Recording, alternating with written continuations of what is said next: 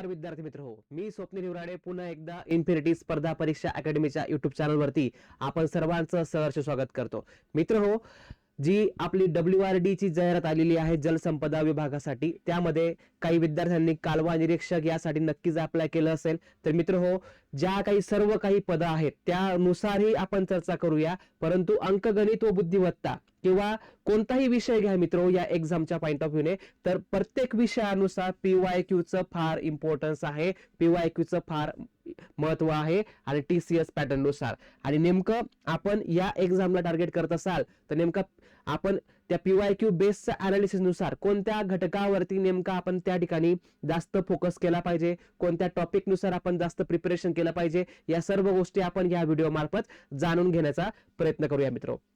तर लक्षात घ्या, जी पण एक्झाम होणार आहे कालवा निरीक्षक साठी जलसंपदा विभागामध्ये, त्या परीक्षेसाठी मित्र हो, जो सिलेबस मेन्शन केलेला आहे तो बघा अशा पद्धतीने आहे की बौद्धिक चाचणीचा तुम्हाला 15 प्रश्न संख्या असतील, 30 गुण असतील, हे ऑलरेडी आपल्याला त्यांनी सांगितलेलं आहे सिलेबस मध्ये. आणि बऱ्याच जणांना प्रश्न आहे की सर बौद्धिक चाचणी हा शब्द वापरलाय त्यामुळे अंकगणितावरती प्रश्न असतील का. तर आता डिटेलमध्ये त्यांनी सिलेबस जेव्हा दिला ते मागे ही एका व्हिडिओत सांगितलेलं आहे, पुन्हा एकदा रिपीट करतो मित्र हो. त्यांनी आपल्याला स्पष्ट सांगितलेलं आहे की सामान्य बुद्धिमापन व आकलन तर आहेच, ओके, तर्क आधारित प्रश्न पण आहेत आणि अंकगणित आधारित प्रश्न पण आहेत.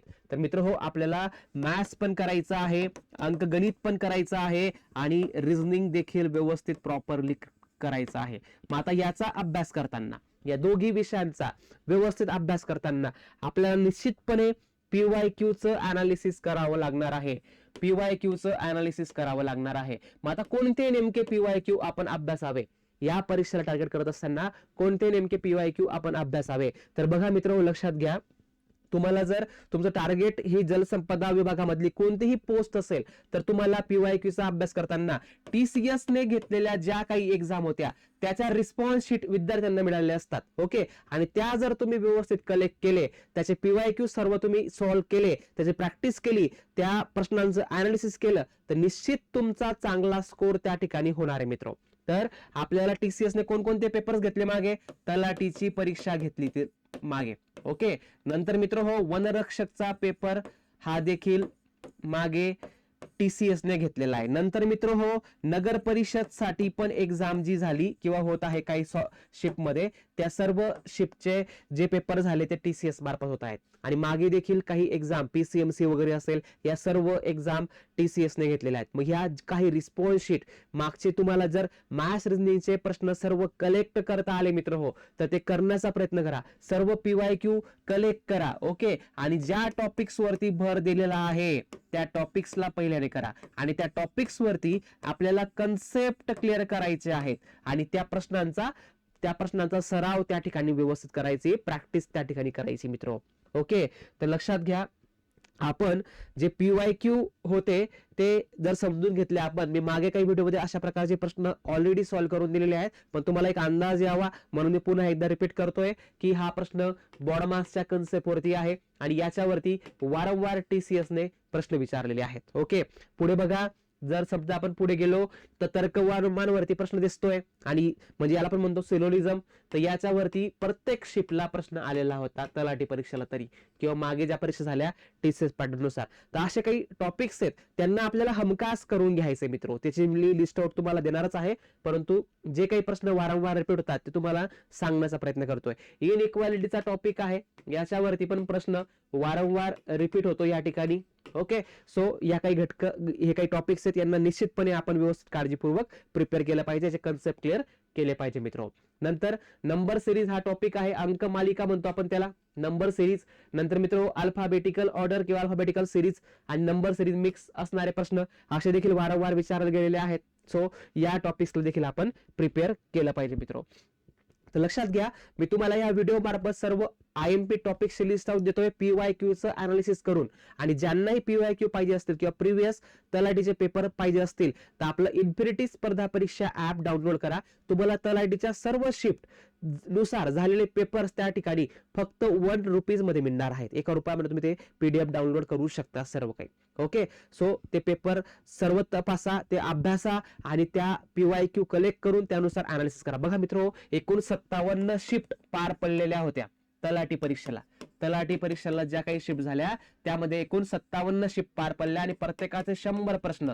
सो 5700 प्रश्न तुम्हाला त्या ठिकाणी PYQ मिळतील त्या शिफ्ट मध्येच. आणि तुम्ही एवढंही प्रॉपरली केलं ना तरी तुम्हाला निश्चित इंग्लिश, मराठी, गणित, बुद्धिमत्ता या सर्व विषयांना नक्की फायदा होणार आहे. आय होप तुम्हाला, आणि त्याचा पॅटर्न देखील तुम्हाला निश्चित समजणार आहे. 5700 म्हणजे भरपूर प्रश्न झाले मित्र. तुम्ही एवढंच करा, तुम्हाला निश्चित त्या ठिकाणी फायदा होईल म्हणजे होईल मित्र. ओके, तर टॉपिक्स तलाठी राजे यांना 25 प्रश्न होती आणि त्यावरती 25 मध्ये त्यांनी 12 ते 13 प्रश्न त्यांनी मॅथ्स मध्ये विचारलेली होती. ओके, आणि बाकीचे प्रश्न मात्र त्यांनी रिझनिंग वरती विचारलेले होते. आणि आता सेम पॅटर्न आपल्याला 15 प्रश्नांसाठी आहे. सो 7 ते 8 प्रश्न अंकगणितावरती येऊ शकतात आणि बाकी मात्र 7 ते 8 प्रश्न हे बुद्धिमत्ता चाचणीवरती, तर्क आधारित वरती पण असू शकतात मित्र. सो आपल्याला सर्व टॉपिक्स बघायचे आहेत. बघा, रिझनिंग नुसार जाऊया. रिझनिंग मध्ये तुम्हाला कोणते टॉपिक्स फर्स्टली प्रिपेअर करायचे आहेत? सर्वप्रथम तुम्हाला सिलोलिझम हा टॉपिक व्यवस्थित प्रिपेअर करायचा आहे.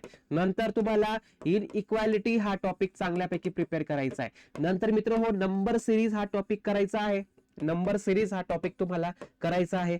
कोडिंग डिकोडिंग करायचं आहे मित्र. कोडिंग डिकोडिंग अतिशय महत्वाचा टॉपिक आहे. त्याच्यावरती पण प्रश्न विचारले गेले होते. काही मागे ज्या परीक्षा झाल्या त्यामध्ये कॅलेंडर वरती पण प्रश्न होता. कॅलेंडर वरती पण प्रश्न होता. ओके, नंतर तुलना नावाचा घटक आहे. ओके, तुलनावरती प्रश्न होती. तुलनावरती प्रश्न होती. ओके, तर अशा रीतीने ही इम्पॉर्टंट टॉपिक्स आहेत. यामध्ये तुम्हाला करावंच लागणार या टॉपिक्स वरती. नंतर मित्र हो, नंतर आपण टॉपिक जर बघितली तर डायरेक्शन वरती प्रश्न आहेत. TCS ने विचारलेले काही पर्टिक्युलर पेपर्स मध्ये. नंतर नातेसंबंधावरती प्रश्न आहेत. नातेसंबंध केलं पाहिजे तुम्ही व्यवस्थित. ओके, नंतर मित्र हो, आकृत्यांवर आधारित प्रश्न आहेत. आकृत्यांवर आधारित प्रश्न आहेत. ओके, आकृत्यांवर आधारित आकृती पूर्ण करणे असा एक प्रश्न नेहमी TCS ने विचारला आहे, आकृती पूर्ण करण्याचा. नंतर मित्र हो, त्यांनी वॉटर इमेज आणि मिरर इमेज म्हणजे पाणी व आरसा याच्यामधील प्रतिमा, पाणी व आरशामधील प्रतिमा याच्यामध्ये पण त्यांनी प्रश्न वारंवार विचारलेत. मग रिझनिंग मध्ये तुम्हाला अवश्य हे सर्व टॉपिक्स व्यवस्थित काळजीपूर्वक करायचे. या सर्वांचे कन्सेप्ट आणि याचे PYQ अवश्य तुम्हाला करून जायचे आहेत मित्र.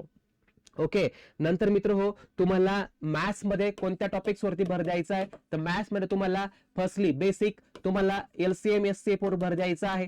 ओके, कारण की हा टॉपिक जर तुम्ही प्रिपेअर केला तर तुम्हाला काळ व काम हा टॉपिक सोपा जाईल. टाइम अँड वर्क आपण त्याला म्हणतो, काळ व काम. ठीक आहे, टाइम अँड वर्क त्याला म्हणतो. ओके, देन मित्र हो, पाण्याची टाकी व नळ हा टॉपिक तुम्हाला सोपा जाईल. पाण्याची टाकी व नळवरील उदाहरणे मित्र हो. ओके, हा टॉपिक तुम्हाला सोपा जाईल जर तुम्ही लसावी मसावी हा टॉपिक पूर्णपणे व्यवस्थित प्रिपेअर केला तर. नंतर मित्र हो, तुम्हाला बॉडमास म्हणजेच गणितीय क्रिया याच्यावरती प्रश्न मी मागेच दाखवला आणि त्याच्यावरती वारंवार प्रत्येक शिफ्टला प्रश्न TCS विचारतं म्हणजे विचारतं मित्र हो. नंतर मित्र हो, तुम्हाला वैवारी हा घटक करायचा आहे प्रॉपरली. वैवारी हा घटक व्यवस्थित करायचा आहे. ओके, याच्यावरती प्रश्न विचारले आहेत. ऍव्हरेज वरती सरासरी मित्र हो, याच्यावरती प्रश्न विचारला गेला आहे प्रत्येक शिफ्टला. जनरली मागे तलाठी परीक्षेत सरासरी वरती होता, बरोबर. या टॉपिक्स वरती प्रश्न होतेच. नंतर मित्र हो, शेकडेवारी वरती प्रश्न विचारले गेलेले आहेत. ओके, नंतर मित्र हो, नफा तोटा व सूट हा घटक देखील आपल्याला प्रॉपरली प्रिपेअर करायचा आहे. नंतर मित्र हो, सरळ व्याज चक्रवाढ व्याज याच्यावरती पण प्रश्न विचारले गेलेले आहेत.